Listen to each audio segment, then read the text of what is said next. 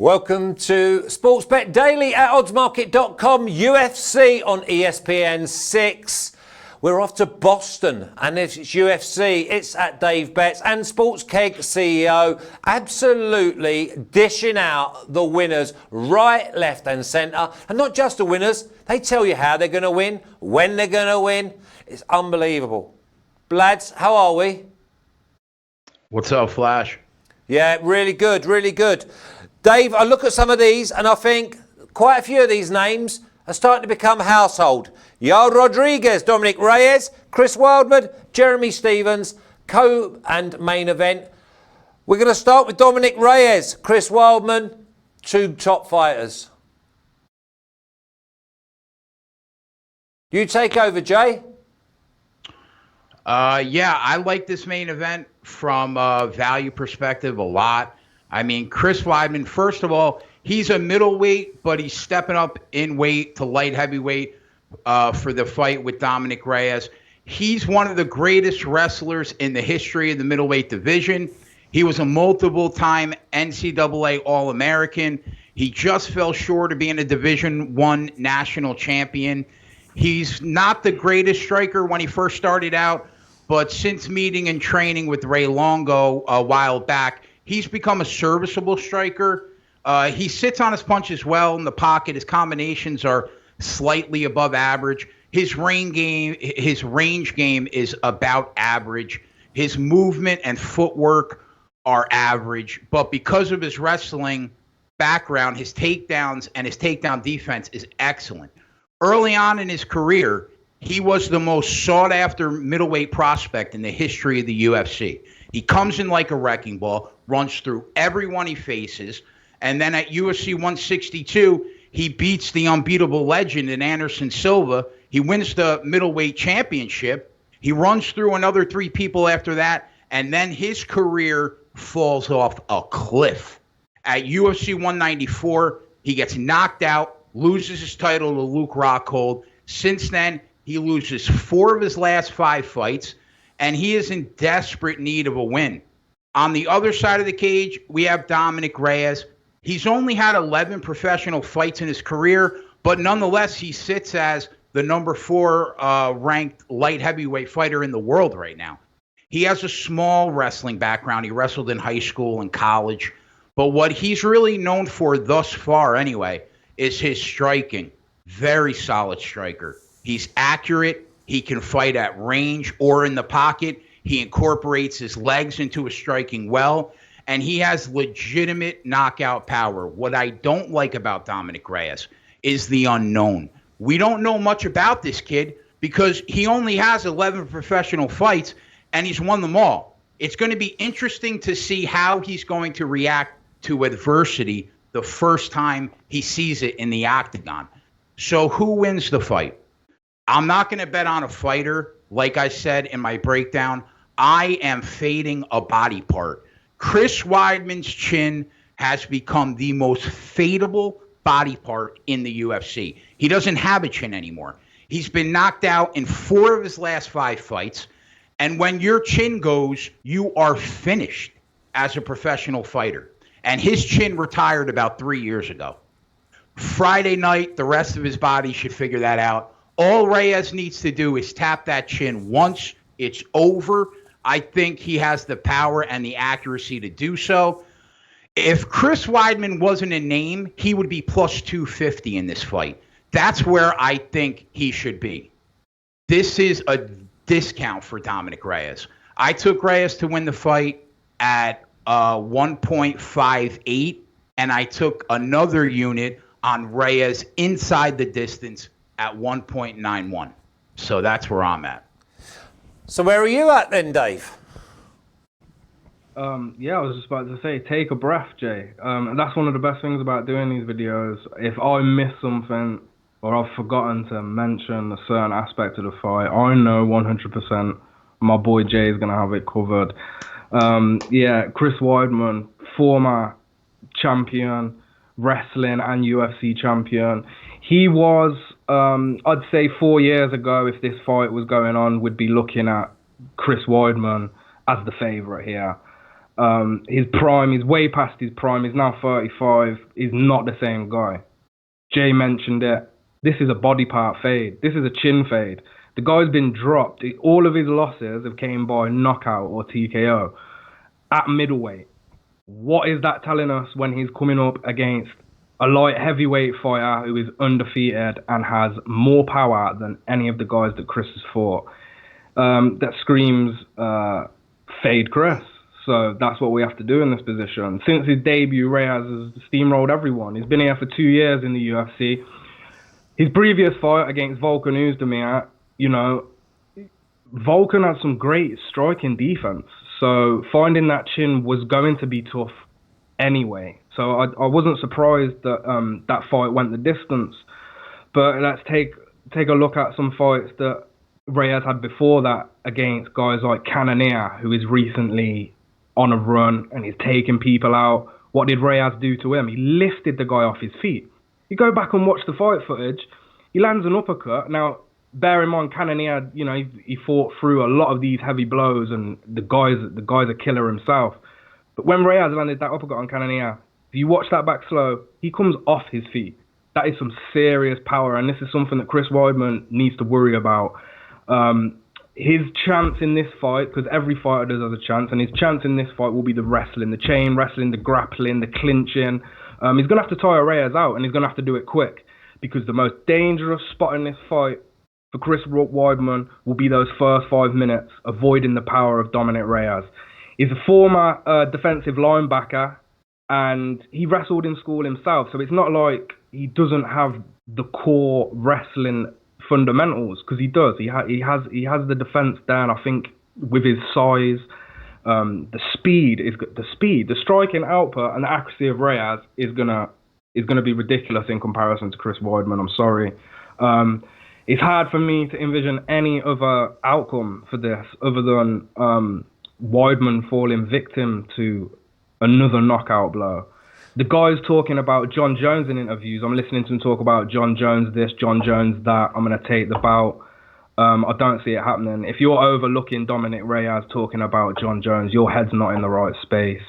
And yeah, it should be a short night for Chris Weidman, in my opinion. First round knockout is what I'm seeing for this one. Okay, so inside the distance at 1.91. Dave's gone big. So that must be what? What would it be in round one? Have you got a price for that, Dave? I don't have round one, but I covered my back. I gave out a pick for Sporting News on behalf of SBR, which was just a straight Reyes play. At the time, I think the odds were minus 140 for Reyes. But right now, this week, you was able to get Reyes to win this fight inside the distance, any round, at minus 110. So 1.91 and a decimal. Just under evens, basically doubling your money. So it's a great look for me. I don't see Weidman surviving. And if Weidman does survive, we'll probably see his hand raised. Yeah, I was going to say that. That's exactly what I was going to say. If he's still hanging around after round 3, you can have the in play, even if he's lost them. This is where it could get interesting. There could be money on that in play, and that's why you need to tune into the live line on SBR, where me and Jay will be covering this event live like we do every week. Yeah, and it's what a top show that is, by the way. Yair Rodriguez, Jeremy Stevens, take me away again, Jay. Yeah, we were talking about this fight a couple weeks ago. There was an accidental eye poke about 15 seconds into the main event.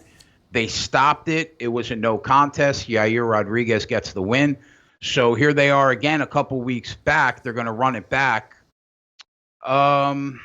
Nothing has changed for me in 3 weeks. I think both these fighters are dynamic enough strikers that somebody should get knocked out in this fight. A few weeks ago, the bet was that the fight would end inside the distance. I thought that Stevens had the power in his hands to catch Rodriguez and possibly knock him out. And I thought that Yair Rodriguez had a dynamic enough striking game that his punches and knees come from all sorts of angles that opponents don't normally see that he might also be able to catch Stevens sleeping, possibly put him down. The issue is that was a main event fight, right? Which means it's a 5-round fight. Now, this is a co-main event. The fight's only 3 rounds. However, I'm not going to change my pick here. I think that these guys can still end the fight inside of 3 rounds. I think they're violent enough to get it done before the bell rings. And now that we're losing the main event rounds, the price is going to be even better. When it was a 5-round fight, the price was, I think, 1.74. I don't have the odds yet for fight ends inside the distance, but it will be much better than that price at 1.74 because we're losing the championship rounds. My guess is it will be a small plus price, maybe 2.05, maybe 2.10. So that's what I'm going to stick with. Fight ends inside the distance, probably around even money, maybe a little better. Yeah, you've always got that New Jersey firm up your sleeve, though, because they love donating to the Sports Keg CEO Welfare Fund.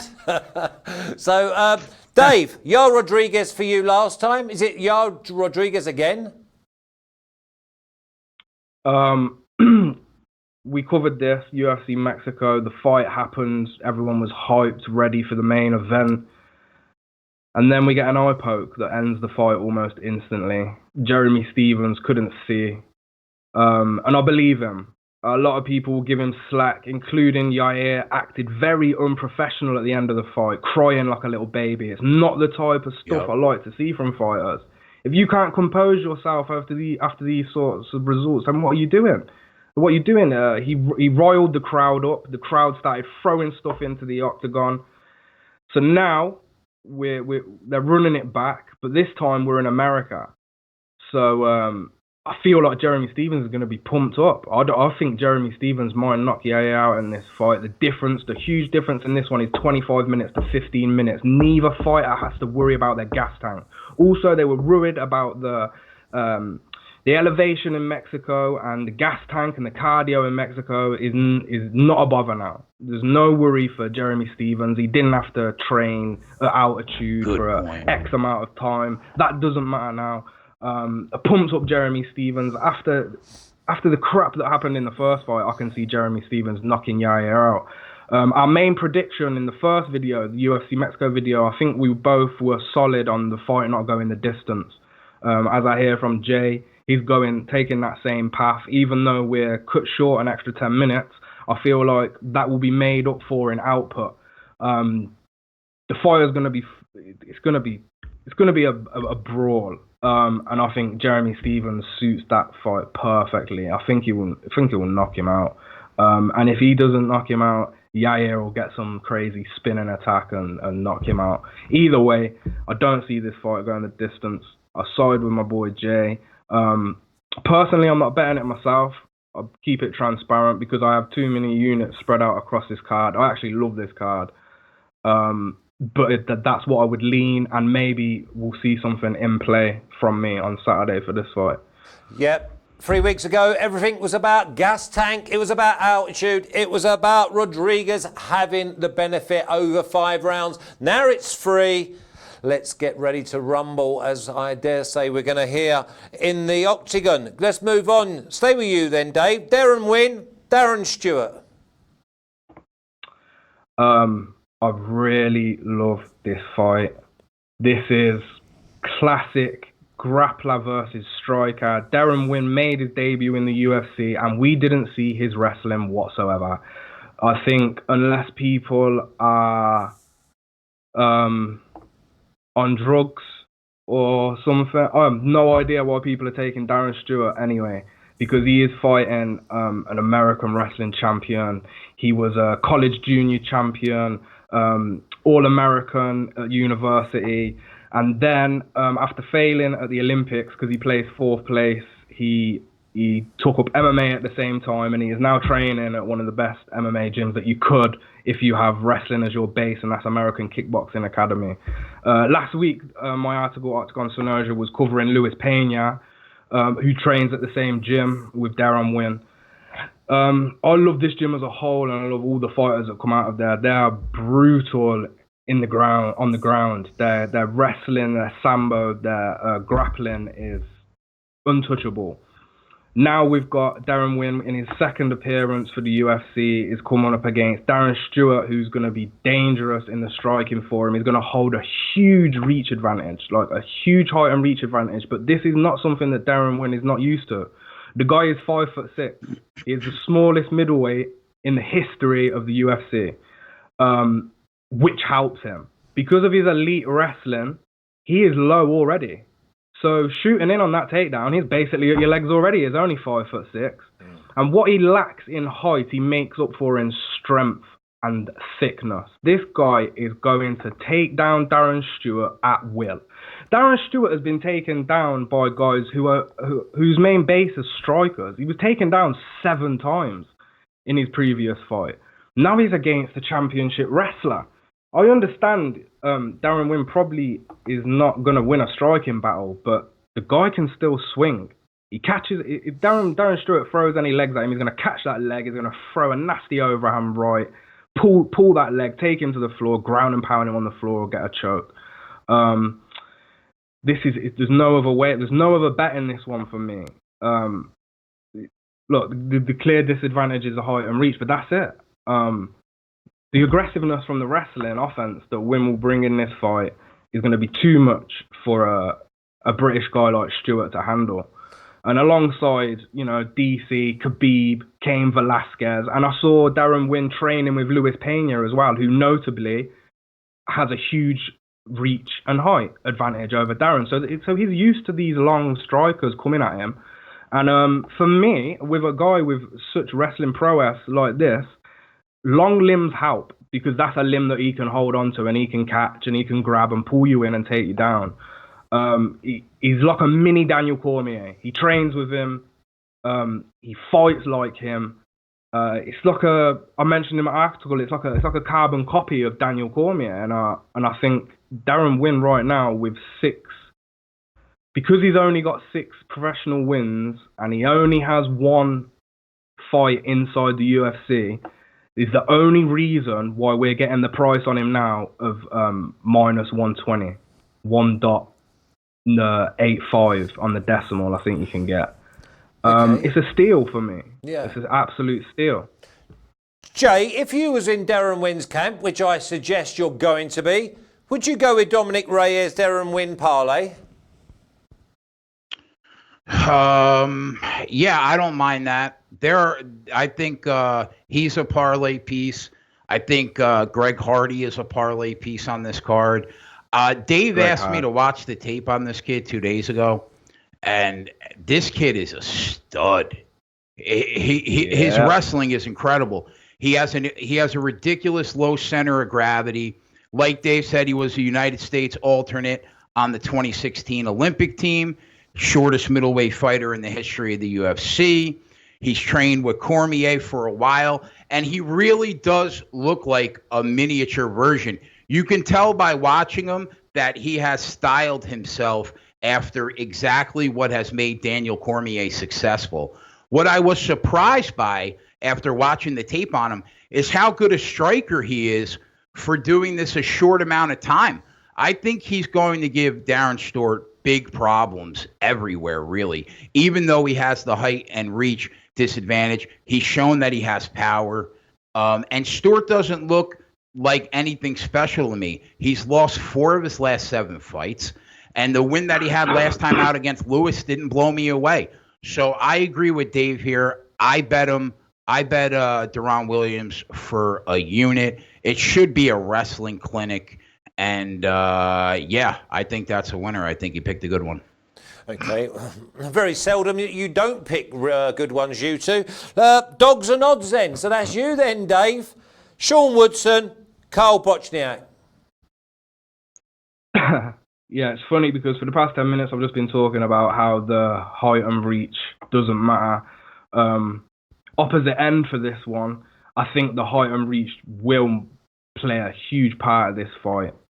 It's always a risk. Look, these dogs and their odds, look, there's a reason why they're half units. They're always a risky play. Look, the bookmakers are not stupid. Well, not all the time.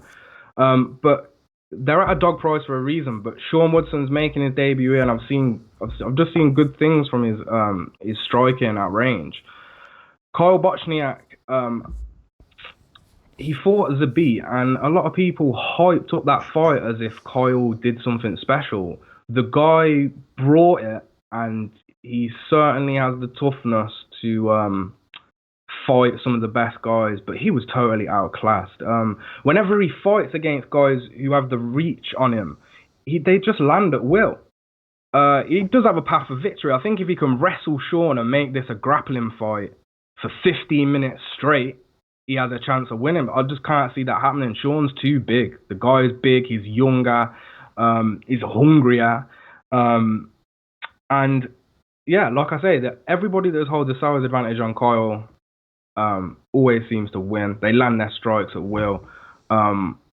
It's not, his striking defense isn't that great. That's all I can really say for him. Sean Wilson's huge.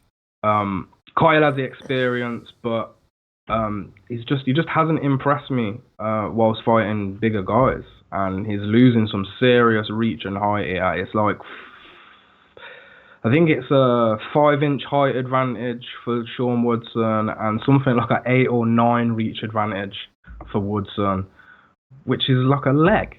Like, it's like, well, we saw in Australia, we saw in Melbourne 2 weeks ago how like a proper fighter with a proper reach can fight behind it, and he comes out at the end, he's absolutely dominated, and there's no doubt, it looks like he's not even had a scrap. Yeah, when he fought Dawodu as well, who is a real impressive striker, he didn't even have the height or reach advantage, and he was laying them strikes where and whenever he wanted to. Kyle's had a bit of time off. Maybe, he does have a path for victory. Like I said, his path to victory for this one is the wrestling. He's going to have to make this a grappling match, because from Sean Woodson's tape, which there isn't much of, I do notice that grappling and wrestling's not been a strong suit for him. But he's undefeated, and I feel the Octagon is a thing, but he's also fought on Dana White's Contender Series, so he's already fought under the UFC banner technically. This will be his official debut, and I'll just have to take the dog here because, yeah, it's a pick-em fight to me. Kyle is being placed as a favourite. That's down to his experience and actually having fought in the UFC, and that's the only reason why that line is where it is. What sort of dog price is he, Dave? 2 plus 220, 2.20 on the decimal. Love I think that. Right now, let me just double check. See if that's changed. Sean Woodson, you can get plus 120, so 2.20 on the decimal. If you line shop Odds Market, obviously have all the best lines available, or if you're in America, SBR have the best lines available. No, exactly, and this would be a good time for me to obviously thank you for everything you do for UFC. But Dave, I know that you do other bits in the English lower leagues and the championship, so I'm going to invite you on tomorrow and do a lower league show. Jay, I know that you do just that little bit every now and again, 4 or 5 shows a day. NFL tomorrow, 12 o'clock. Going into a very, very busy and exciting weekend. And you do articles as well, gents. Jay, how many articles you done this week? So far, it's been 4. By the end of the week, I think it's 9. Good lad. We like that. Do you do it by pen and paper or on the computer?